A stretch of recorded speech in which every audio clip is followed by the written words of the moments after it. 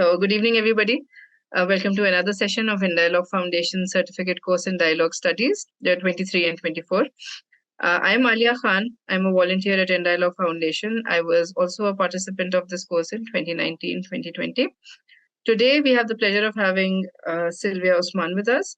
She will speak to us on the topic of dialogue at the dawn of Infocracy, a diatribe in favor of human values. Silvia Osman is an associate professor at the National University of Political Studies and Public Administration, Department of Sociology in Romania. Author of more than 20 books, Silvia Osman has also published many articles on literature, discourse, and multicultural dialogue, paradigm shift in education, and mindsight within the framework of multimodal approaches to communication. She completed the Foreign Policy and Diplomacy program of the Romanian Diplomatic Institute. Ms. Osman has her master's in European integration from the UCDC, Faculty of Law and Administration Studies at Bucharest, and holds a PhD in Aesthetics, Theory, Pedagogy, and the History of Theatre. Ms. Osman, you have up to 2 hours for the session. You may leave as much time for question and discussion as you like. Over to you, ma'am. Thank you, Alia, for your kind and accurate presentation. Good to see all of you. And I would like to share a little bit of background before we start, saying that when I met Mr. Behzad in New York and he invited me to lecture in front of you, I asked him to tell me on what topic, before seeing your curriculum, of course. And he said, whatever you want. So I am so grateful for his trust, because I have a chance today to talk to you not about something that I have read in books, but about, and I will ask you to please trust me. I read a lot of books, but what I want to talk to you about today is not from all the many books I have read, and for the ones that throughout time I have introduced at book fairs. Because besides the books I have read for my own studies and for my own pleasure, I also read books that other people wrote and I presented them to the public, being moderator for some publishing houses in Romania. Now I'm getting ready to do the same thing at the end of November for a book fair called Gaudams. So what I wanted to share with you today was my interest in the most interesting book I have read lately, that is written by a professor of cultural philosophy at the University in Berlin. It is called Infocracy, because I am sure all of you is wondering what is Infocracy, since my lecture today is called, or our interaction today is called Dialogue at the Dawn of Infocracy. Because insidiously, such as a bacteria or a virus that provokes a flu, we are witnessing in our society, regardless if we want it or not, certain currents, certain trends that come towards us without warning. And technology and science evolving so fast in the recent years, which we appreciate as being only positive, has been influencing our culture and our society, and it is influencing our humanity. In the moment in which I read this book, and I will share with you very soon a PowerPoint with all the details. I'm not going to give you details about the book. I just want to give you a little framework of reference so you know what we're going to be looking at while sharing my PowerPoint presentation, and then suggest a discussion on the values, the profound human values that I found to be the only way in which we as humans can survive such a trend, which cannot even, better anticipate with our mind, regardless of how well educated we are, because it is like a big tsunami wave that's going to hit society in the following years, a tsunami that you had not seen because it looked like a peaceful water body behind of us. So the peaceful water body behind of us started trembling in front of my eyes 10 years ago when I had watched an interview given by humanoid robot named Sophia at a press conference in 2013. When Sophia was granted, Sophia, the humanoid robot, you were shaking your head, Alia, you know what I'm talking about, was granted citizenship. So that moment was for me crucial in me starting to research what's going on in the world beyond my area of expertise, which is, as you probably noticed from my educational background that Alia shared with you today, that it is not a niche.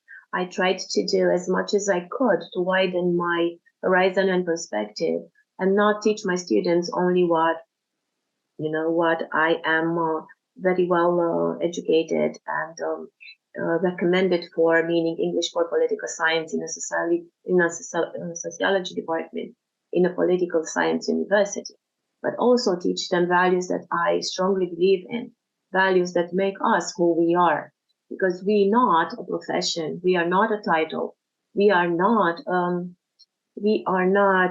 a label that society puts on us, male, female, wearing hajbe or not, being blonde, brunette, Romanian, or Hindi, or, American or French. It is what is living inside of us that makes us breathe and live as humans, first of all, who believe in something greater than what's in front of the books. And teaching, I think, it is made out of the heart, not out of books. So probably this is what Mr. Behzad saw in me that invited me to talk to you in dialogue today, not about my specialty and not about my PhD area of expertise, which is aesthetic theory, pedagogy, and history of the theater, which enriched my way of seeing the world. So now coming back to my Sophia and the way in which Earth started trembling underneath my feet was, how is it possible that we put technology, regardless of how expensive, precious, and amazing that piece of technology might be, on the same rank as a human being? Because citizenship is not a gift for us, it is our right. We belong to a territory, we belong to some roots, we belong to a history, we belong to our ancestors. And where are these specialized, very expensive pieces of technology gonna integrate around us, Because if we can meet on a, let's say, on a different ground, not in India, not in Romania, in New York or Paris or Amsterdam, or I don't know, in the Fiji Islands, wherever we want, we can find common ground. I guess if you shake your head, I will know that you agree with me. So we will speak English possibly, or French or German, or if not, sign language works. I mean, from my heart, and you go, thank you, and we will find a way. But how can we find a way to have a common ground with a piece of technology that inherits the world of knowledge, but lacks emotions and does not know anything about our heritage, about our roots, about the way in which we take air into our lungs, the way in which we feel a tear in the corner of our eye, So for me, it was puzzling and somewhat frightening when I witnessed that. And granting citizenship to a machinery could mean not only that humanity is going to shift face, but also our livelihood, the life of our children, of our grandchildren, and our children's children to come, maybe 100 years from now. And the way in which society evolved, for me, represented an area of interest beyond my professional field of expertise. And this is something I would like to share with you today. Maybe the title of this book, because this gentleman who I don't know, who is approximately my age and who is of Korean origin, but teaches, philosophy of culture at University in Berlin. The original book was written in German. I read it in English, was putting all my concerns in clear sentences in a book. Because these ideas that I have shared with you for maybe 5 minutes have been haunting me for 10 years. And this book, once I read, it was like I was talking to my reflection in a mirror, and he was putting a voice to my fears at that point. Now, I know that in international law, I don't know how well informed you are or knowledgeable in international law, but if I'm wrong, please correct me. I would be more than happy to have someone contradict me, that if nobody says anything in 10 years, that law is prescribed. So if nobody said anything about, a sovereign state granting citizenship to a humanoid robot, then nobody can have anything to say in the years to come, because that would be an international law subject. So every state who has money, access to resources, would be able to have the widest population in the world. And with the recent wars and polarization of power and shifting of ground that we are witnessing nowadays, with the 2-3 wars that are being ongoing at the time, for me, it is puzzling. And maybe having you also share these concerns with your community will produce a shift. Because one at a time, we might not be powerful individually, but as a community, sharing the same values and ideals, we are stronger, we are more, and we can provoke a shift. We don't know when, it is not up to us because we have a higher force guiding our life. So we just need to say the word. I don't mean to scare you, I just want to raise awareness by bringing good news as well. Because at the SDG conference, where I have moderated the roundtable, where Mr. Sad was present, and I also moderated the first panel of the conference in the UNGA margins, which means global streaming around the world. I shared the same idea. The main idea is this: we will never have human rights respected unless we are taught and we respect deep, profound human values. This is the good news I'm bringing to you, because humanoid robots may read a paper or two, or maybe a PowerPoint, and talk about issues, but we can feel the human values in our hearts, and there is nothing or no one who can come and tell us infocracy instead of democracy. That's not a choice for those who believe in a power beyond ourselves and in deep human values. So just a little bit of insight. So can you see all the writing? Because on my screen I have your beautiful faces covering the wording, but it is not me reading the words on the slide. It is me talking to you about as a continuation of the idea I had suggested to you when we started our dialogue. So if you feel also imprisoned by the information and overwhelmed by it, then you will understand why I think that information rules nowadays. And you will see maybe now, if you ponder upon it, that people have no time anymore to listen to anybody.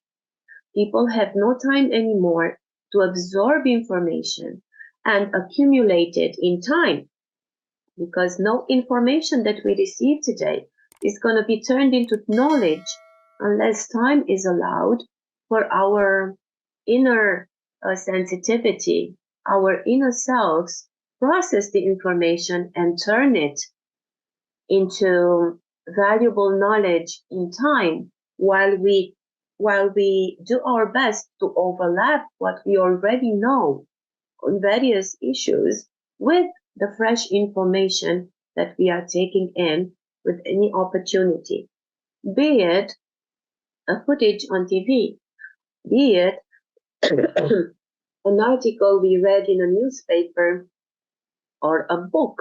We need time to process the information and see if that information is transparent to us. We are given a digital prison that is nothing but transparent. because this is the claim of transparency that actually hides the lack of patience. Information is on a constant assault at our freedom of thinking.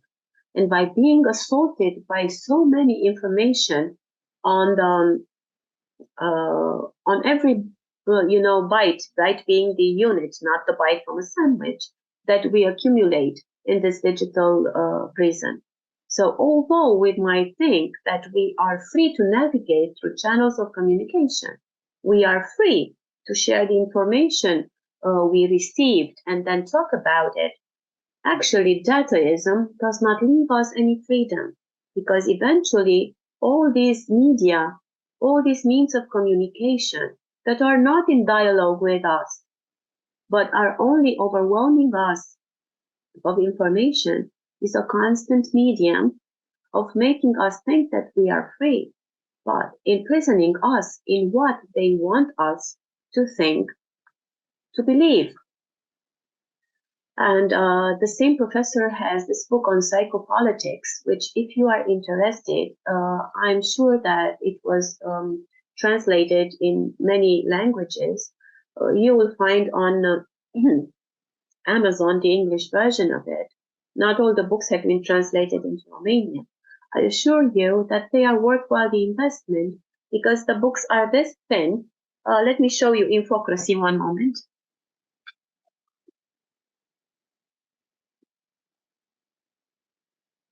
Look how thin the book is. See? You can go over it in no time. It is 66 pages long. So simply being aware of what's going on, we are able to defend our own way of thinking and kind of sift through everything that we receive in terms of information from all this media, from all these channels that are invading our thinking privacy day and night, depending on how much addiction we have to all our wonderful gadgets. All right. Now, I don't know if you noticed, but politics are now not undergoing on the forum like in antiquity. They are going on television. Whoever wants to say something, they go on the media. They don't gather people around anymore, because then they will need to face dialogue. They might take a question or two, but that's not something that's desired. And Byung-Chul Han says that the first president who won the elections ever by using trolls and bots and the internet is President Trump, who led such a campaign. And you know how well known President Trump is. I appreciate him as a business person, but as a leader of his people, I doubt it. I've lived almost 7 years in the United States, and my friends who I left behind when I returned to my home country never thought that President Trump represented their interests. And I assure you, they are intelligent, educated, community-driven people with a good heart and a good head on their shoulders.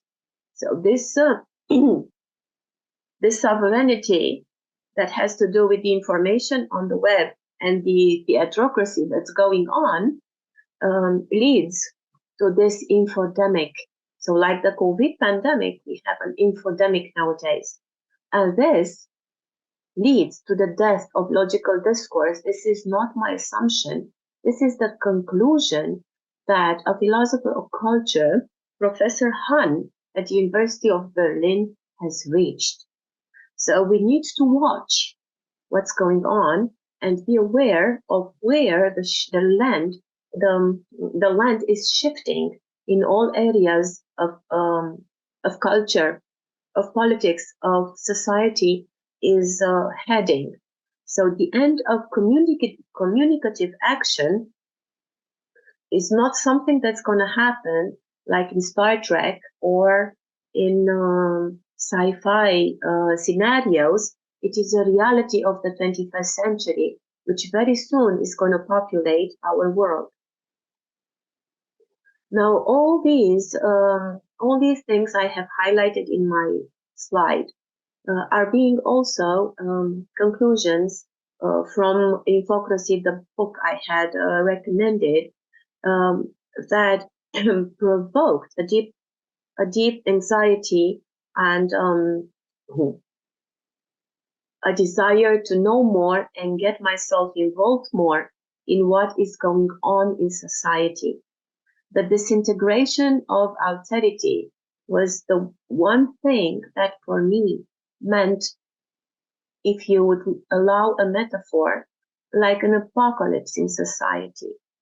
The disintegration of democracy, meaning the disparition of austerity, meaning I don't care about the human being next to me. That is the end of humankind as we know it. And the disparition of austerity, as Professor Han is prophesizing it by taking into consideration the latest technological evolution, the development of science and technology, the latest trends in society, in education, are no joke and are no exaggerations. These are realities of the 21st century that, of course, are not worldwide news, because it is uncomfortable. People would be more careful who they vote for. People would be more careful what leaders are going to promote and what are they going to let's say, project in the future. So my question is, like the ancient Quo Vadis Homo sapiens, what are we going to do in a crisis where humanity tends to go against itself without being aware of all those things going on? How are we doing so far? Are you understanding my language? Would you like me to slow down? Would you like me to kind of, rush or answer some questions at this point? Thank you to Lika for so nicely confirming that you are here with me and gathering everything I'm saying. So the question is, what are we going to do now? While sharing my concerns with my cousin, he is retired now, but he was one of the commanders of the Navy in Romania. He has a beautiful family, and I love him very much, not only because he is my cousin, but he's also a very impressive human being beyond his profession. So, being an intelligent human being with a good heart and a good head on his shoulders, I shared my concerns with him. And towards my last argument, he got very upset and almost furious. And he said to me something like that, like, while I was serving my country on sea, away from my country and my family, doing my profession and having the responsibility of so many sailors on my boat, I managed to fulfill the promise I made to my country. What were you doing, the smart people that should have taken care of society while I was away? And I'm telling you the truth, I got tears in my eyes. I mean, have I done my share in talking about those issues? And my answer was not no, not yes, because that would be black and white, was you gotta think about something that you can do more than what you already did. Meaning, doing my best to shape the minds and hearts of my students, not only to provide information so I increase their level of knowledge and their IQ on various subjects, So I said, yes, I need to know more. And this is when I accepted to go to New York and moderate the roundtable. And I accepted afterwards when they asked me to fill in for an Australian colleague who couldn't make it to New York for the conference, to take up his job and moderate the first panel of the conference. So if you think that I was chasing a reputation or I liked that on my CV, that would be only 10% of the truth.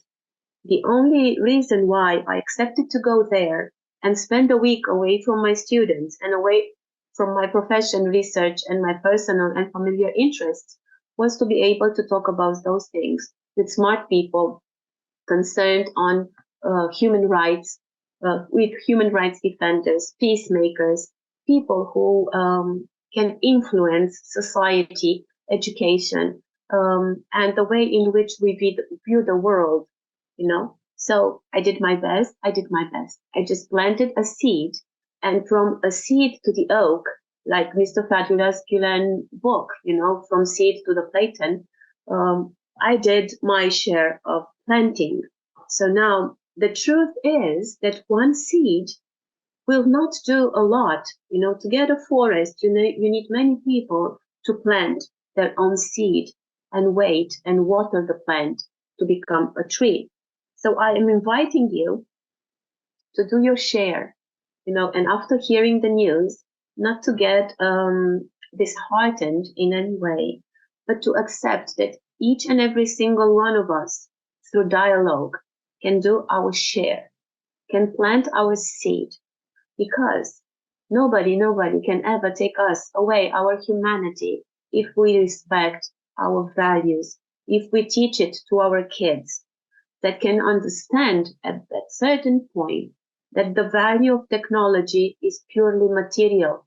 We can have a humanoid robot or a smart device washing my, my windows, because I don't live in a house. I live in a third-story flat.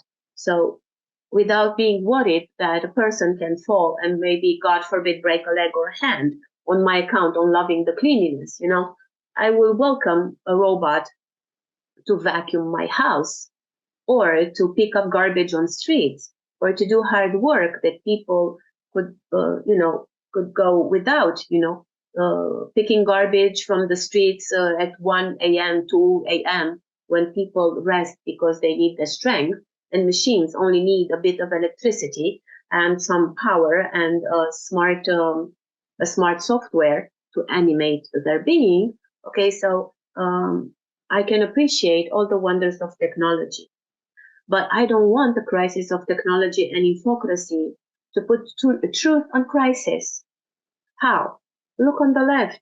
You are familiar with fake news and manipulation. It is a very thin line between guidance, which we do with our students, showing them the truth, in impeccability.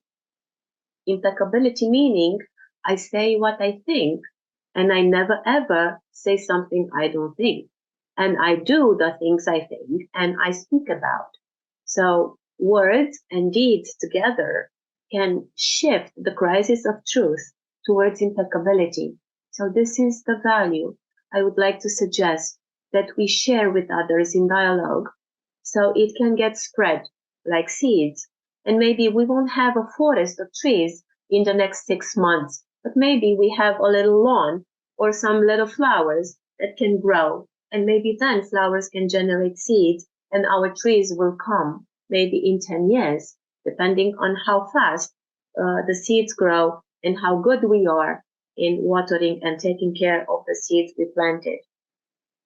So be aware of all the things on the left that I have written. They are not the only ones, but they are the most evident and traceable, okay? And ask yourselves, is this the truth? Is this impeccable? Who's talking about them? Who's behind all those issues that society brings together? Okay, so this will kind of guide us together with our heart and our emotional intelligence and spiritual intelligence, we will see a little bit further on, to our own impeccability. I will never ever do anything but impeccable and impeccability in front of my students. During the pandemic, a person in authority told me, Professor, we face difficult circumstances. Please override the exam and have everyone pass. And if you think about it, it could have sounded like something kind that I could have done, right? Can you shake your head if you agree with me? But it wasn't truthful. I didn't want to humiliate my students. How can you humiliate a student by granting them an exam without, them having the option of saying yes or no, without knowing if they are in need, That wasn't my job to do that. I would have broken the law and my truth and my impeccability. So I said, I'm sorry. If you want to pass all the students, not because I don't want my students to pass, not because I'm not fond on every single one of them, not because I'm unkind, but because I am impeccable. So I'm going to make sure that my exam is going to be something that my students know how to take, and I won't offend them by granting them an exam by breaking laws and my impeccability. So I didn't do it and nobody failed because I put up on Moodle, I don't know what platform you used during the pandemic, but I put up an announcement saying, if anybody's facing difficulty with the internet connection, with studies, or with being or not around the computer and the time, please let me know, I will grant them a 5. And there were only 3 people who were living countryside who asked for this permission, but the rest have not failed the exam. And this is just a small example, not because I'm different from, my colleagues. I don't want you to think that I'm praising my own methods. No, I'm just using the way in which society came over me in a moment, in a moment in which conspiracy theories were going on about the validity, invalidity of vaccines and COVID, and nobody asked my opinion on it, or all the manipulation and fake news that we were all subject to at the moment. I just felt better with myself during such times of crisis by guarding my impeccability. Now, maybe this one should have been the first value to talk to you about, which is unconditional love. Unconditional love, is not only love for your life partner. It's not only love for your family, close family or extended family. It's about love for the human beings that populate planet Earth, about everything that has life in it, about every flower, every insect, every animal, every attempt to generosity, every altruistic endeavor ever undertaken on the face of Earth, which only a human can do. And I hope you agree with me. So this is the facticity of unconditional love. It cannot be measured. It cannot be anticipated. It can only be reproduced in the human heart. I don't know if you know, but probably yes, that ancient Greeks defined 8 types of love. 8 types of love. If you don't know about it, because it will take us a while to go over every single one of them, includes the love of God, which is agape, the love for knowledge, philia and philautia, for friends and family, for friendships, storge, many types of love. Just go and research ancient great types of love, Greek types of love, or 8 types of love, and you'll find, the whole variety of it. What humanoid robot, a citizen of the future, can understand unconditional love? I doubt it. They might know everything about 8 ways of love defined by the ancient Greeks, but sensing them within the human heart. So we are capable of altruistic gestures and kindness towards a human being you had never met. That's only something that the human heart can replicate. And the rest you only know. The tribalization of the internet, I'd like to say a couple of words about it. I was researching trends in education. How are we doing in time? We're doing good. I was researching a couple of years back trends in education. And what it came to me was the trend that had 2 major facets. One, self-study, meaning young people of the 21st century dislike going to school, meaning reject, formats in different institutions, and they would rather find their tribe. So self-study and find your tribe sounded for me very good. I said, okay, so if we want to keep our students in our universities, in our cultural centers.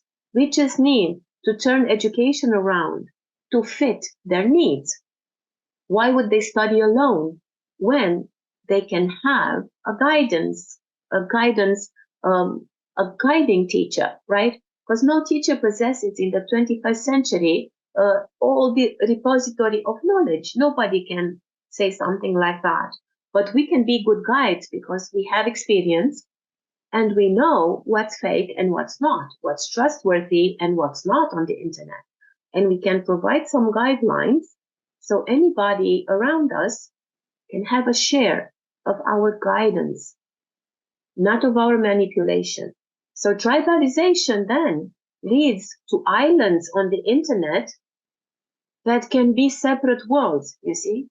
So despite the globalization trend, we're going to have a world polarized on little islands. And this is the way in which they're going to split us on areas of interest and separate us from being together as humanity.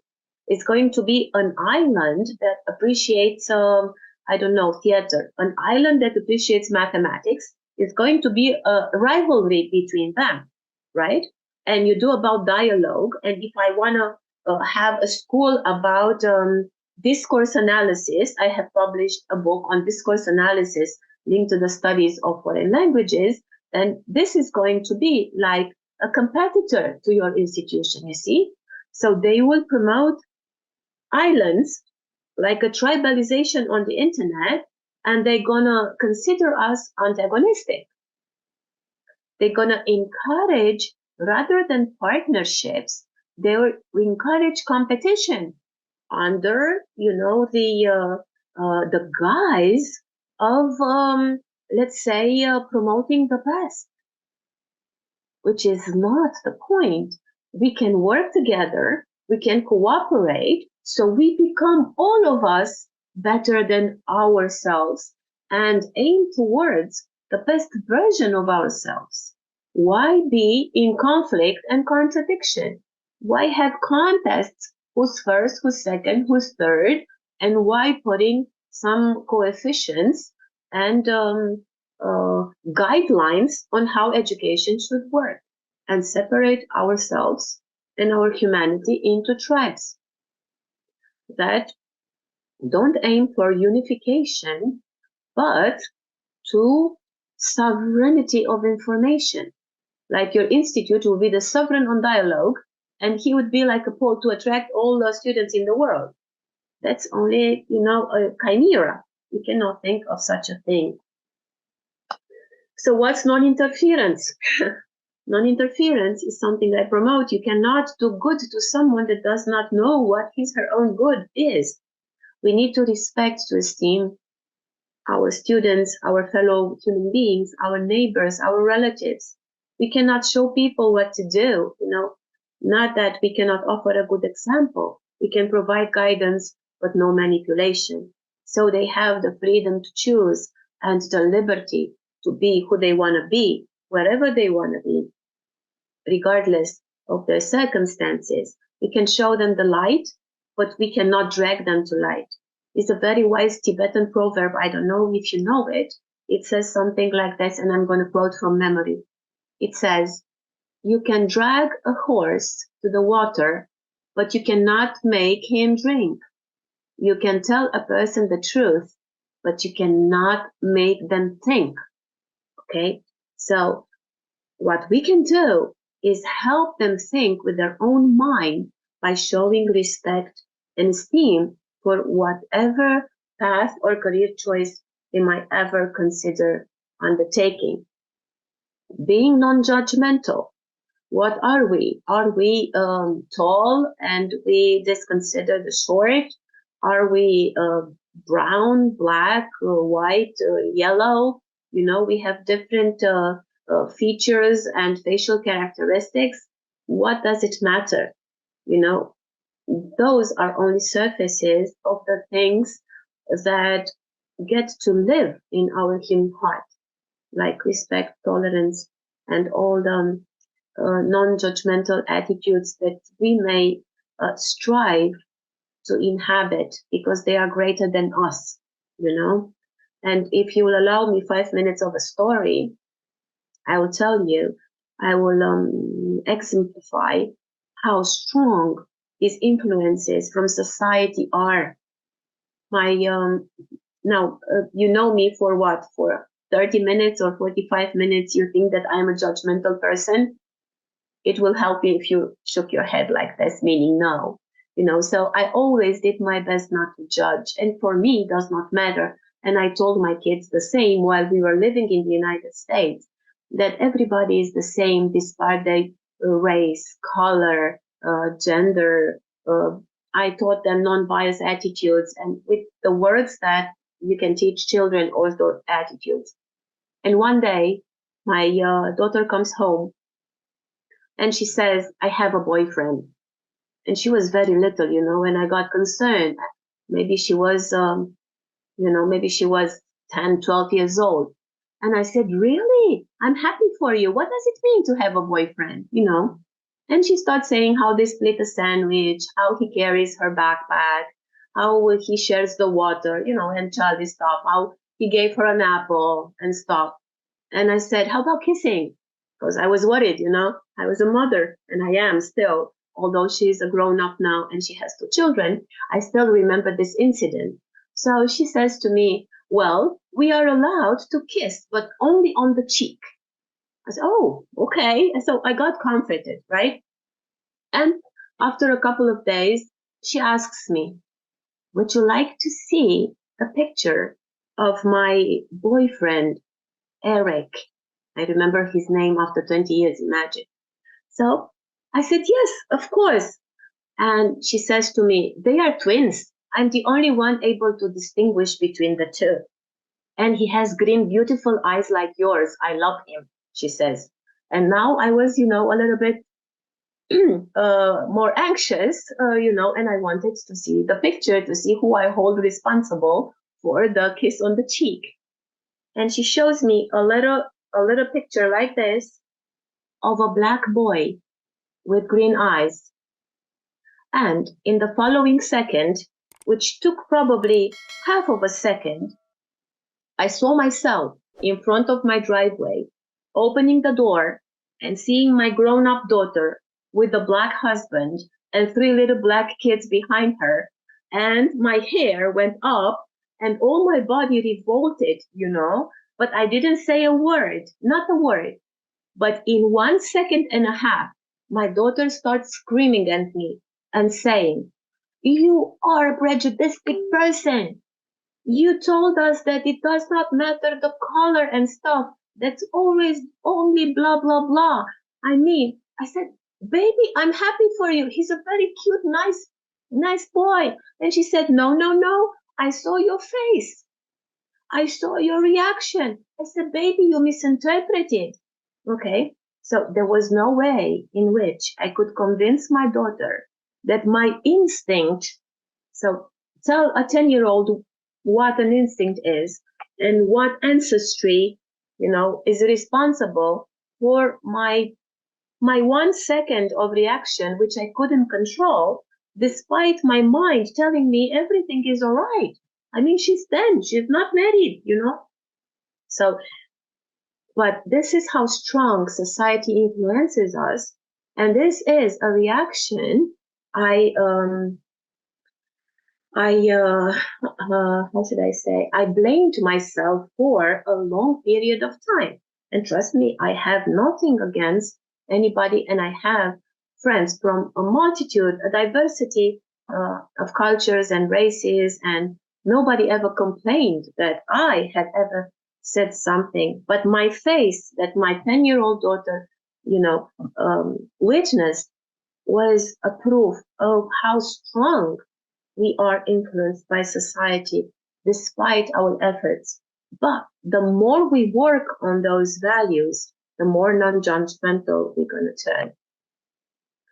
Now, how free? Because I value my freedom and I value my liberty.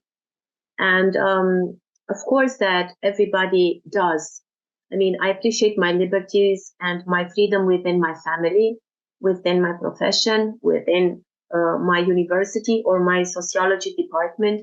I value it. This is why I wanted to have tenure at university where I teach, because I'm completely free to teach about anything I want. Like Mr. Behzad said, you know, come and teach about whatever you want. So I have the liberty to do my profession, but am I truly free?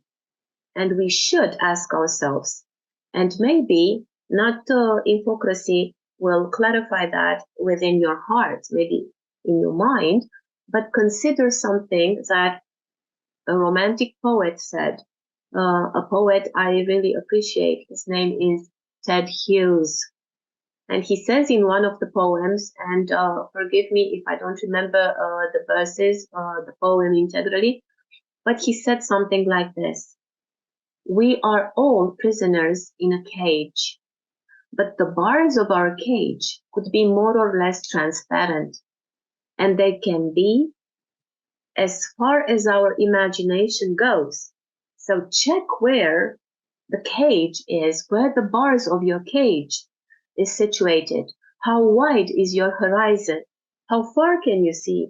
Because then we can push our cages towards each other, and we're going to be free within our enlarged cage, not at a global level, but at our heart level, respecting human values. That's confirmation from the divine, because Pragya just sneezed. This is like let's say a say in my country: when somebody sneezes, then it's truth of one you were saying. So thank you for that silent confirmation, Pragya. Now I got to the highest form of intelligence I value, and trust me, I have been researching intelligence for the past 10 years since I heard about Sophia, because that was the moment in which I started my own brand. It's called Brain Gym. Brain Gym. I train intelligence for resilience and creativity. And I had the honor to be invited at the Supreme Court of Chisinau in the Republic of Moldova and the International Institute of Justice to teach them about resilience. And that extended for over 6 years. I had 3 UNDP missions and 1 European mission in which I was a communication expert, and I'm grateful for that.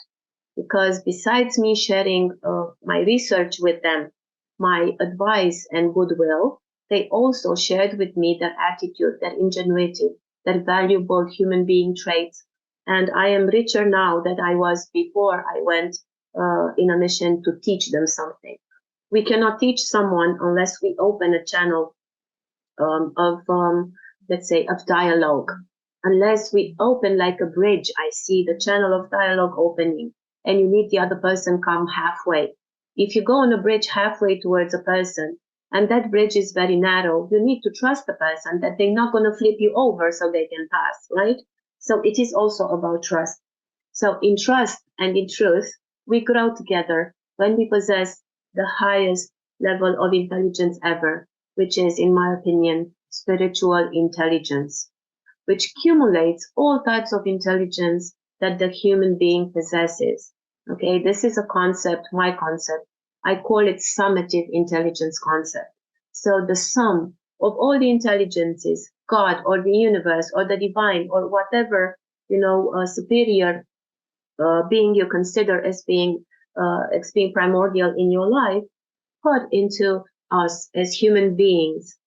Okay, and we have IQ. Of course, we can be very smart and be very knowledgeable in our domain of profession. But how smart are we when interacting with other people? In dialogue, are we able to listen, or we only speak? We want them to know our truth, or we are ready to listen to their truth as well. This is something I call intrapersonal intelligence, which is also valuable. But are we in tune with ourselves? Do we know what we know for a fact? Or are we shaky inside of us? Why do we search knowledge?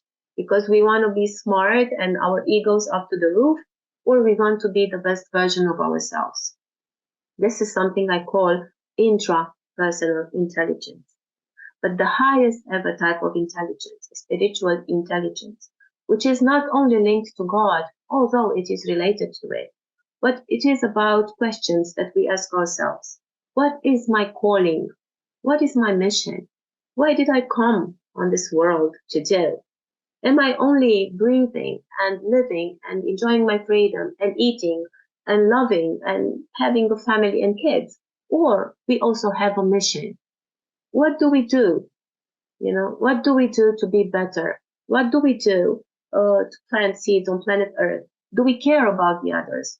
Do we care about what happens beyond the borders of our country? Like, is it important what it happens in our village, our town, our city, our continent? Or do we value what's going on elsewhere?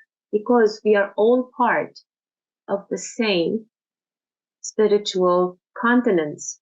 Because regardless where we live, regardless what language we speak, what features we share, what is our body covered into, white skin, brown skin, black and yellow, and all those things better than me probably. But what is inside of us is the same throughout the world. The good and the bad have the same spiritual divine essence. Do we value and respect the essence in others through our behavior, through our everyday words, through our everyday acts and emotions and relationships that we share? I will stop sharing because this is my 11th and last slide I had to share with you. And we have time. So if you would like to talk about anything, or if it was sufficient, if you're tired, I will understand. But that's something that I wanted to talk to you about today in dialogue. And since dialogue means talking and listening, now I'm going to take a well-deserved share. And I'll have a sip of my drinks here, whatever they might be, to moisten my vocal cords a little bit. And I would like to know your point of view, your opinion. I see already a raised hand. Tulika wants to share something with us. And thank you very much for coming, taking your time and listening to me. Tulika, please. Good evening, ma'am. Am I audible?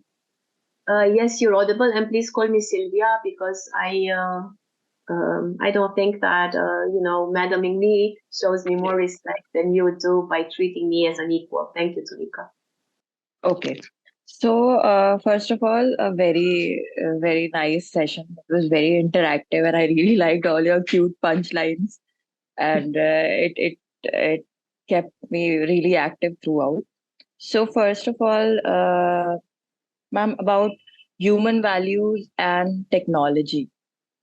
So, I was very excited about this class, first of all, because when I read the topic, I did not understand a bit of it, and that did scare me. So I went and saw the meaning of infocracy, basically, but I didn't really get anything out of it. So I was just excited about the class. So then you understood, right? You understood what infocracy means. Yeah. Now I got the idea. But I just have a little query. We we have to be connected to the human values that uh, we have been imbibed by our parents, right? On the other hand, we have to be technologically woke at this point of time in the society, right? So at times when, like, this is entirely personal. Okay, this is entirely subjective what I'm about to say. Whenever I feel that I have to honor the human values that we have, I somehow feel that I am being a little distracted from the technological stuff. And when I try to be all technologically awakened, I feel there's a shift from the values. Okay, I'm not giving a lot of time to my parents or my fellow mates or anything like that. So is there a balance to this? And if it is, what is it? First, can I answer this part? Because I might get a cough soon, and I want to be able to answer as much as I please. Yes, can. please, ma'am. So listen, everything should be filtered by your heart, Tulipa. I mean, of course, technology is there for us and helpful. Otherwise, we couldn't have been here connected with each other and talk and share things. So I am grateful for all that technology can bring about. But what I would like us to do and what I do is take the benefits of it without letting it get to me in otherwise than I would let a tool to get to me. Like I use my vacuum cleaner, but I don't sleep with my vacuum cleaner in my bed, or I don't have it sit with me at the table while I eat.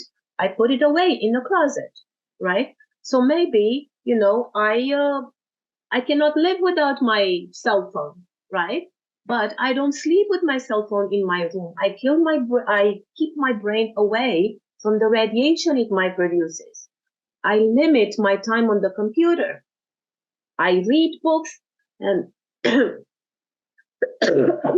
would rather read a book in a physical format than read something on my laptop, okay, although it is cheaper.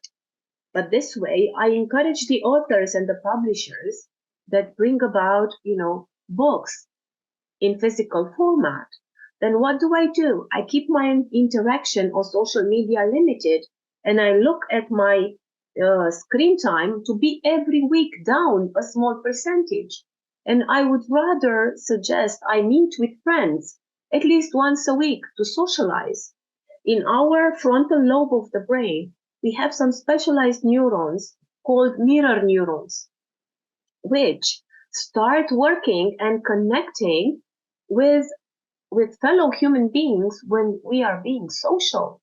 And by being behind a screen prevents our neurons to interact with your neurons, although we are, separated by a device.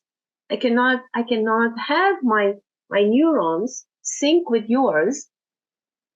You can only feel me by my words. When you take my words and hold them within, that is synchronicities at the level of the heart. This is the intelligence of the heart. I think 15 years ago, they have discovered, researchers in neuro sciences, discovered that we have in our human heart and in our intestine cells that resemble the neurons. So now, although we cannot sync with our mirror neurons in our frontal lobe, we sync with the neurons in our hearts, despite the length and the incapacity.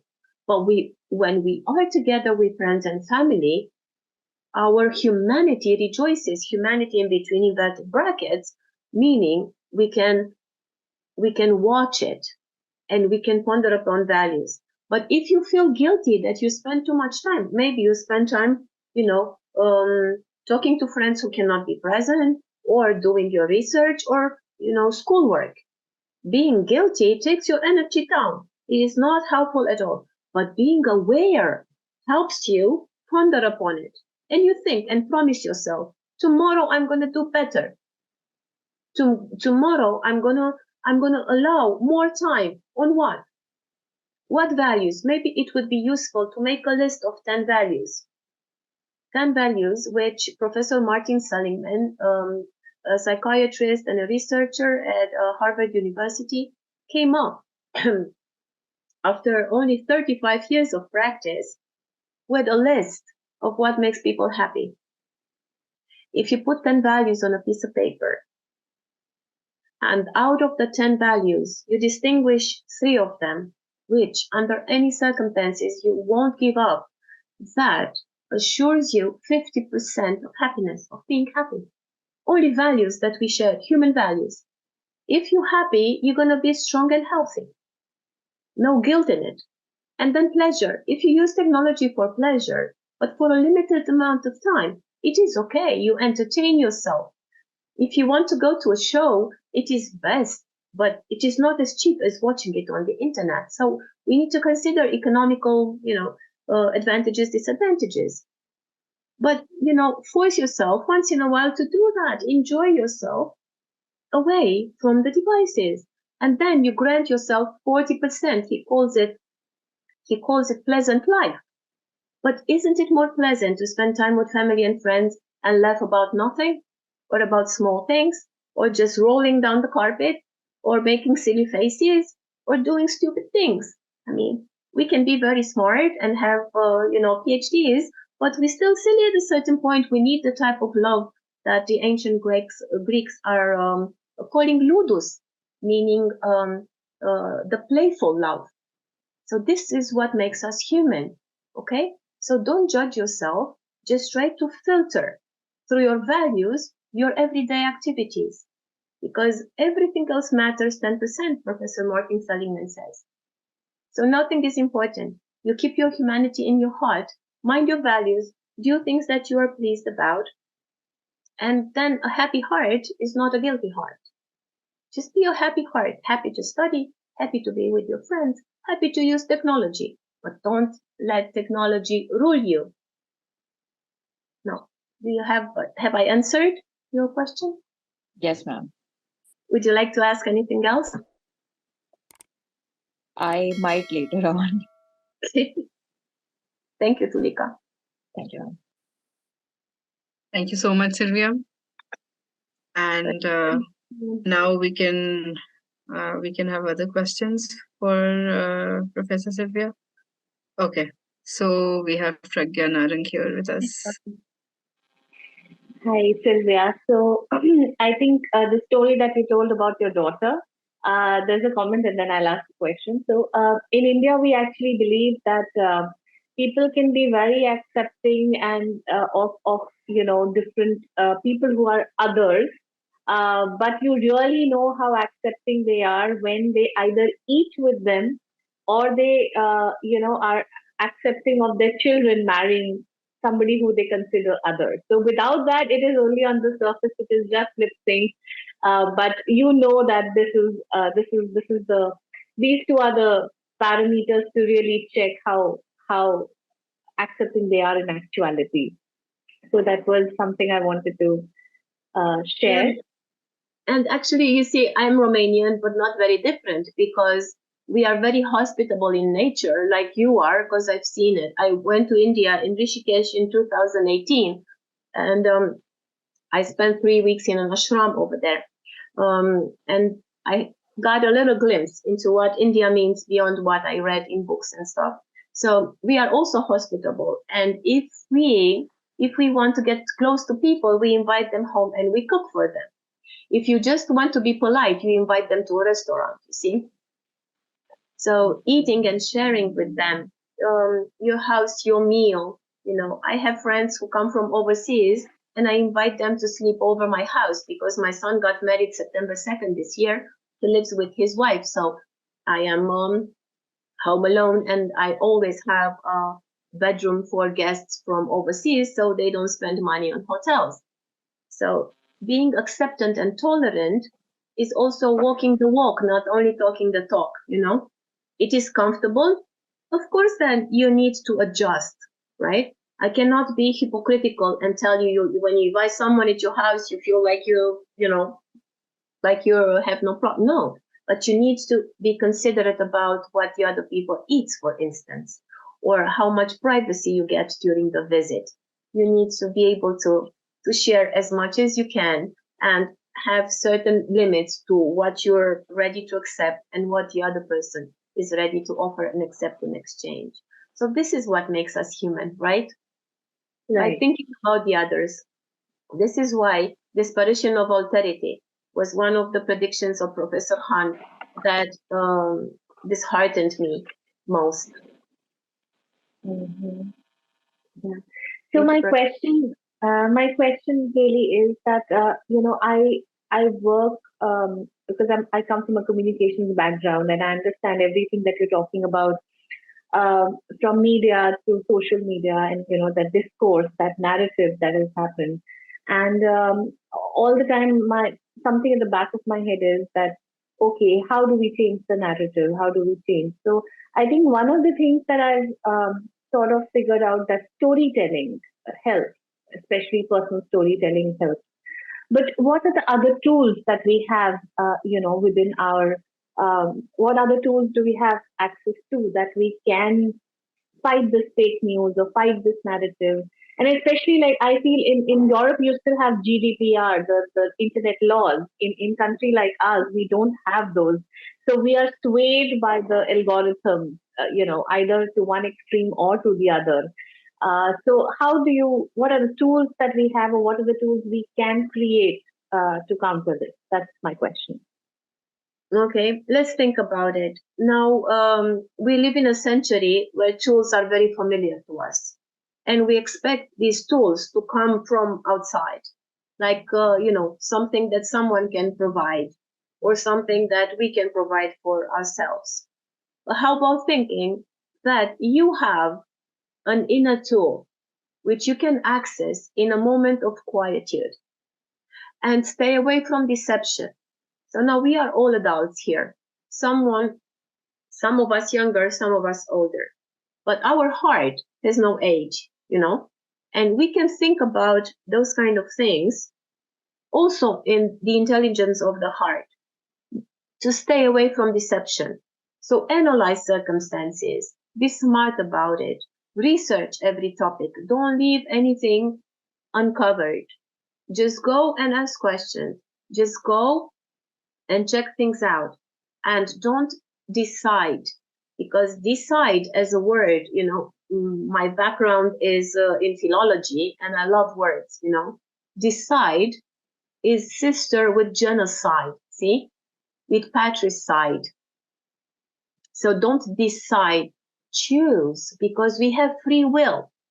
So what are my options? My grandmother, God rest her soul, used to say that every problem has at least two solutions, so you cannot say that you didn't have to choose. So ask yourself, which one of these situations, which one of these versions of the truth are right? And then your heart is going to tell you. And here I have another story about how can you use the intelligence of the heart in certain circumstances, but it is very long. Maybe we will meet one day and we'll have a story session and storytelling, because all these stories are going to be probably in one of my next books. I'm gathering them together. I'm writing books for my granddaughters, so they know stuff, because storytelling is very powerful. You cannot tell a person a sentence and expect the person to just digest your sentence. They need to choose, not to decide what's true and what not for each one of them.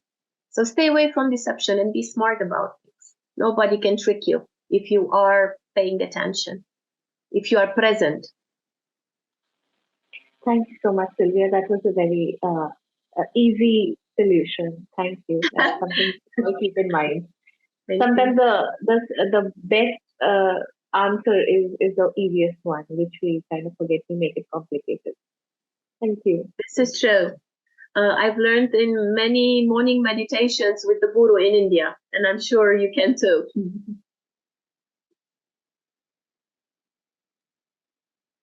Anybody else? Is there anybody else who would like to ask a question? So can now?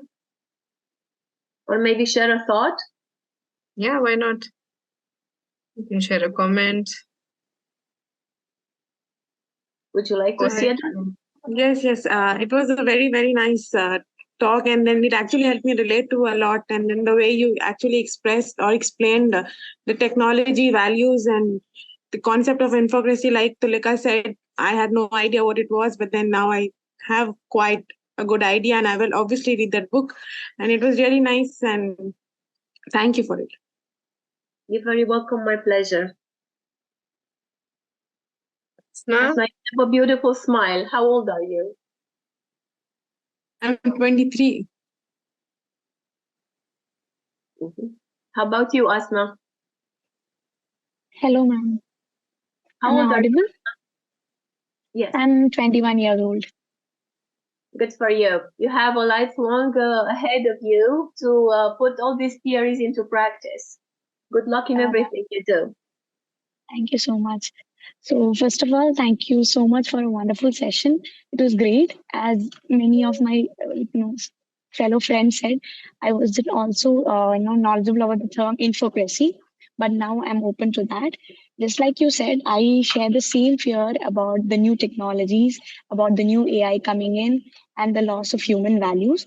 I would just like to know your opinion between privacy and infocracy. What does, how much privacy do we have as citizens of different countries in this world, which is largely technologically related? Well, Asna, you asked me a very good question, but unfortunately, I don't have a nice answer to give you. My answer is very subjective, but accurate from what I've read. And after you're going to read Infocracy, you're going to see. We're not going to have any type of privacy, regardless of GDPR or anything. I live in a country where, you cannot go to the doctor without signing a GDPR form that's 3-4 pages long. You don't even know what to sign. You have no time in the doctor's office, to read all the small print. So GDPR is an invention of politicians, I guess, just to cover their tracks, and tell us, we value your privacy. Nothing is valued other than personal gain and money, unfortunately. So we need to be aware that if we have no privacy beyond our doors, inside our doors, we are private.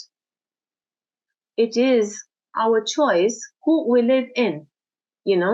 If you live with your TV on when you fall asleep, then to the microphone you can be listened to even if you snore or not, or you can be seen. Can anybody, assure you that through the camera of my laptop we cannot be seen at any time? You all know Big Brother, and 1984. All predictions are becoming reality. Now, there is no point of us living paranoid lives. No. Why they invite our privacy? So they know our purchasing habits and reading habits and preferences on the internet. So they can isolate us in islands of opinions, islands of professions, islands of everything.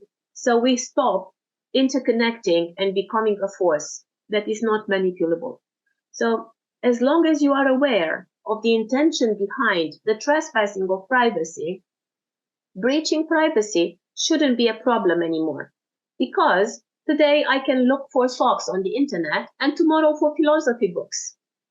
One day I want to research animals and another day I want to read poetry.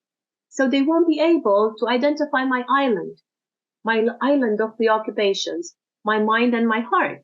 They can trace and make islands of my preferences of the internet. But if I know all those things, instead of fighting it, I'll go with the flow. But being smart about it, not being worried, not being upset, then you're not going to live a happy life. Be happy and do whatever you want. Just be aware, Big Brother is watching. Don't give him too much information. Thank you so much, ma'am, for that great answer. You're welcome, Asna. And the only gentleman in the group, Munir, I see a nice smile once in a while when I talk about certain subjects. So thank you for your big smiles and acknowledgement of some of the issues. I hope I interpreted properly your facial expressions. It is not me forcing you to say something, only if you want to. Thank you, Professor, for this session and answering the questions, and it helped to make me think of certain things more profoundly. I have certain, I don't know if there are questions, suggestions, maybe mix of both of them. So you talked about disappearance of alterity and also dataism as totalitarian thing, and also then spirituality and spiritual intelligence. Do you think that it is disappearance of alterity, or it would be more of a disrespect of alterity? Because alterity, is it really going to away? Because there will be humans always, there will be non-human living beings, and alterity will always be there. Yes, totalization is a phenomena that creates problem when it comes to otherness and alterity. That is always an issue. But how do you see spirituality and spiritual intelligence in terms of dealing with alterity? Is it a self-enterprise only, spiritual intelligence or emotional intelligence? Where does the other come in? Not other as God only, but other as human beings and others. Also, if people have called it artificial intelligence, do we consider it intelligence as per your thing or not? Thank you. So let's take it in stages. And I will start with your end. Of course, virtual intelligence is appreciated. We know how to handle devices. Our brain is spectacular. So we can do everything that we put our heads to do. Handling devices, manipulating utensils, finding solutions that have to do with the internet and the virtuality of the space, gathering information. We are very smart. Okay, if you are aware of the fact that the virtual intelligence is part of your summative intelligence, meaning it's only a tiny little part, you don't let it overwhelm your brain, and you value your other types of intelligence as well, helps you be present. And in the same, I noticed your message, Sonal. I'm sorry for interrupting my answer. I'll get back to it. Don't worry about it. Thank you for letting us know. So Munir, what I'm saying is that, of course, otherness is still going to be there. What worried me is the fact that the brain of the human being so preoccupied with this will not be preoccupied with the person close to you. So you may be so into other devices than paying attention to the human next to you. Is not disrespecting willingly the other person, because our education does not allow it. What is dangerous is the fact that you won't even understand what's going on because you had lost that capacity of being respectful and careful and caring for the other, because you are so into what this type of technological interaction offers.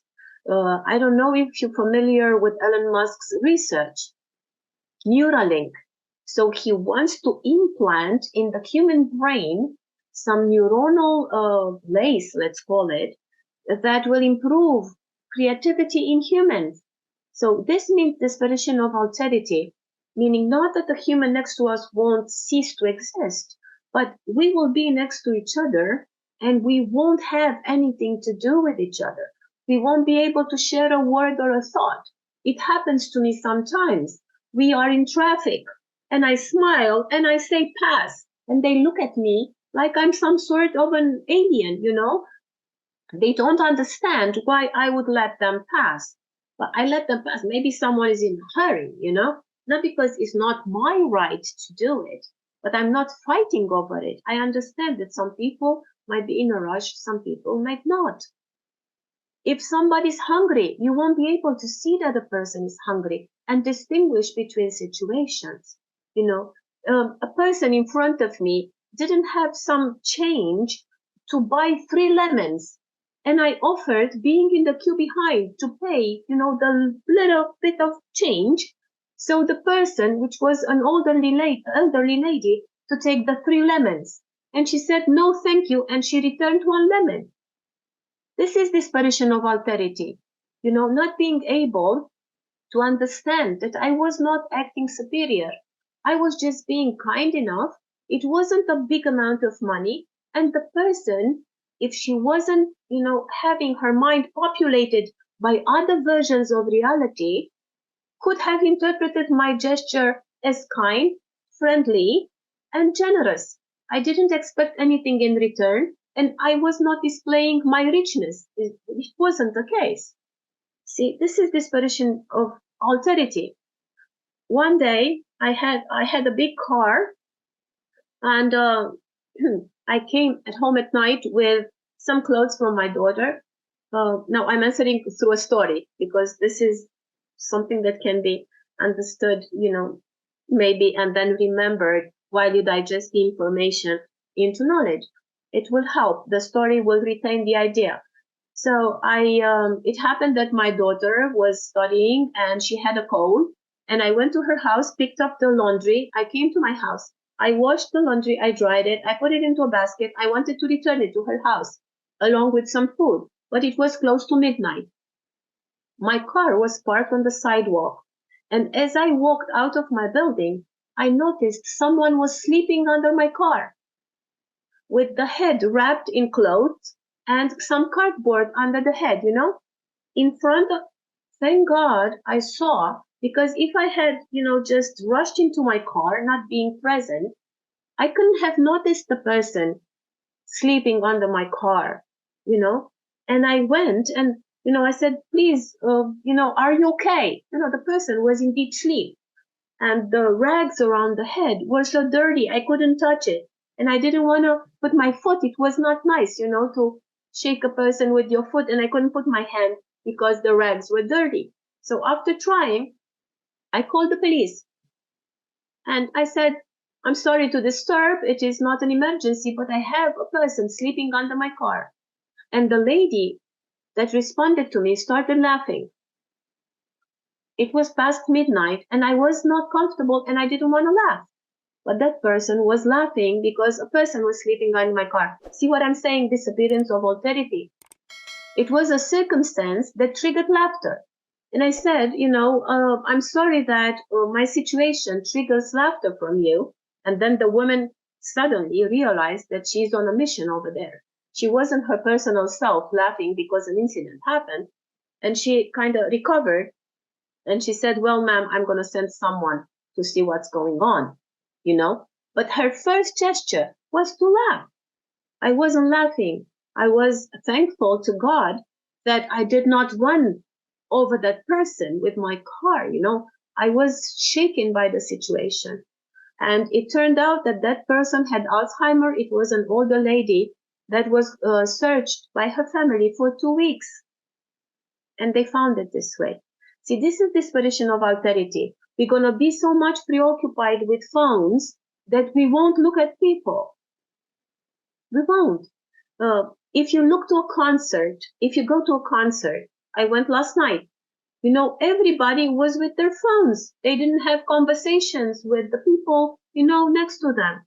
I go to a concert, I say hello to the left, hello to the right, although I don't know the people, right? We're going to sit next to each other. It's polite to say hello. Some people look like, I am a strange miracle of nature. And, maybe I know them from somewhere just for saying hello. This is not normal. The normality of and humanity of things is us greeting each other. But since we don't greet the phone when we pick it up, we don't feel like greeting up people we don't know. This is disparition of alterity, right? If someone is in need of something, maybe a little thing as a glass of water, the other day I was in class and I started coughing so badly that I couldn't stop. I needed a glass of water. Now, thank God, God is watching over me. I'm not coughing. Maybe the medicine is just working out. And I went into an office where a friend of mine was behind the computer making a reservation for a trip and on the phone with somebody helping her. I stepped in coughing. I couldn't speak. And I wanted a bit of water, but she didn't lift up her eyes to see me. She said hello, without looking at me. And I wanted a bit of water because the tea I had was too hot for me to take a sip. I didn't know how hot it was. So it took like a couple of minutes of me coughing and putting my head down because I couldn't signal her another way that she stopped doing what she was doing and she asked me, how can I help you? But it took her 3-4 minutes of me coughing my heart out without her noticing me. This is disparition of alterity. See? I mean, I'm so profoundly immersed into technology that I don't notice the other. This is the disparition of alterity. This is why we should exercise and practice like an athlete, unconditional love, because if you are doing that, every human being that passes your path, you're going to be attentive. Maybe you cannot help everybody. We're not God and we are not a, Salvation Army, but a little bit of, paying attention to the people next to us will help. A sip of water, this is all I wanted. So I can catch my breath, because the problem was not my cough, was that I couldn't breathe in between. This is how bad it was. See? And of course, after I drank a sip of water, I gathered my things and I went to the doctor straight away. It's not like, I'm just sitting for people to give me water. I don't do anything with myself, expecting people to care for alterity, and extend towards me. No, I mean, this is talking about illusions. No, I'm talking about practicality of life. And this is a sign that Professor Han is right. Because I love my friend and I'm sure she loves me. But she couldn't pay attention to me. She was so immersed into technology. Did I answer your question, Munir? Yes, ma'am. Thank you so much for it. I really appreciate it. Thank you. Thank you for your questions. Valuable for me to be able to share actually an insight, not much of knowledge, but insight. No, it was very beneficial. I mean, I couldn't initially understand it's all the dimensions that you were actually referring to, but now that I asked it, it's very much clear to me. Thank you. I'm very happy, Munir. Thank you for your question. Thank you, Professor Silvia. Then can you just unmute yourself if you had a bad internet connection? Yeah, Sonal doesn't have a good internet connection right now, but if you could just unmute herself, okay. Seems like that won't be possible. Okay, anybody else has a question?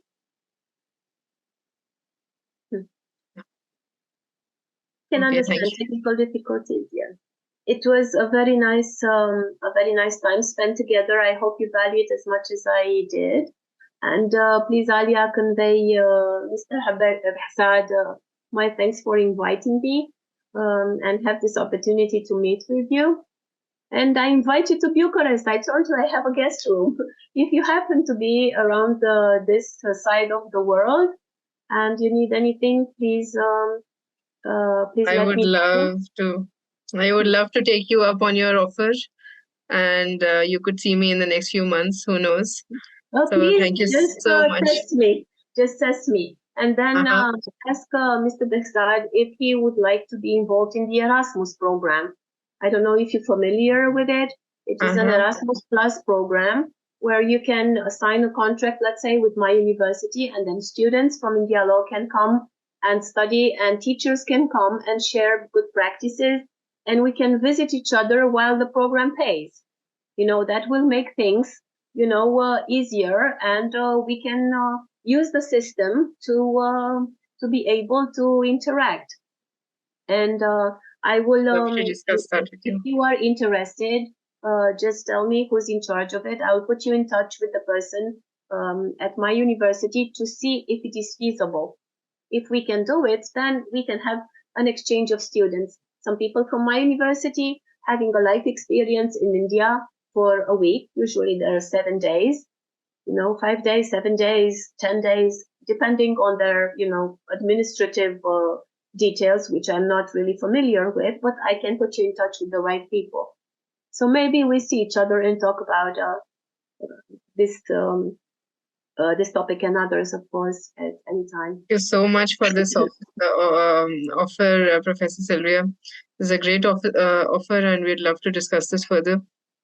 And thank you so much for taking the time out for such a lovely presentation, so insightful, so articulately presented, and taking all our questions. Thank you so much for that.